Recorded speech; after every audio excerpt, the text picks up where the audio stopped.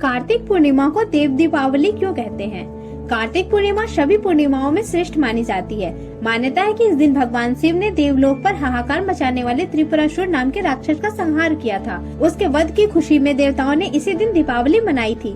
हर साल लोग कार्तिक पूर्णिमा के दिन देव दीपावली मनाते हैं। हिंदू मान्यताओं के अनुसार इस दिन भगवान विष्णु ने मत्स्य अवतार लिया था। इस दिन गंगा समेत अन्य पवित्र नदियों में स्नान करना पुण्यकारी माना जाता है। कार्तिक पूर्णिमा की कथा।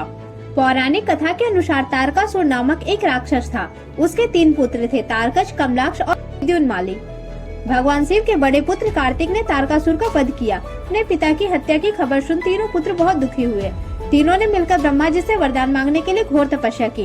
ब्रह्मा जी तीनों की तपस्या से प्रसन्न हुए और बोले कि मांगो, क्या वरदान मांगना चाहते हो। तीनों ने ब्रह्मा जी से अमर होने का वरदान मांगा, लेकिन ब्रह्मा जी ने उन्हें इसके अलावा कोई दूसरा वरदान मांगने को कहा। तीनों ने मिलकर फिर सोचा और इस बार ब्रह्मा जी से 3 अलग नगरों का निर्माण कराने के लिए कहा, जिसमें सभी बैठकर सारी पृथ्वी और आकाश में घूमा जा सके। और जब हम 1000 साल बाद मिले तब हम तीनों के नगर मिलकर एक हो जाएं। और जो देवता तीनों नगरों को एक ही बाण से नष्ट करने की क्षमता रखता हो, वही हमारी मृत्यु का कारण हो।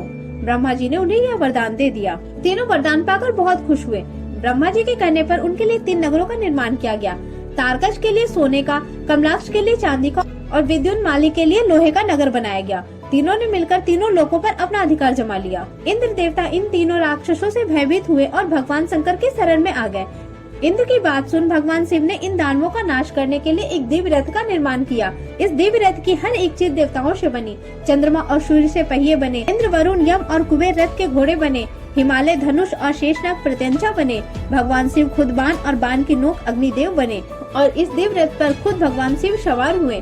देवताओं से बने इस रथ और तीनों भाइयों के बीच भयंकर युद्ध हुआ। जैसे ही ये तीनों रथ की शिद में आए, भगवान शिव ने बाण छोड़ तीनों का नाश कर दिया। इसी वध के बाद भगवान शिव को त्रिपुरारी कहा जाने लगा। यह वध कार्तिक मास की पूर्णिमा को हुआ, इसलिए इस दिन को त्रिपुरी पूर्णिमा के नाम से भी जाना जाता है।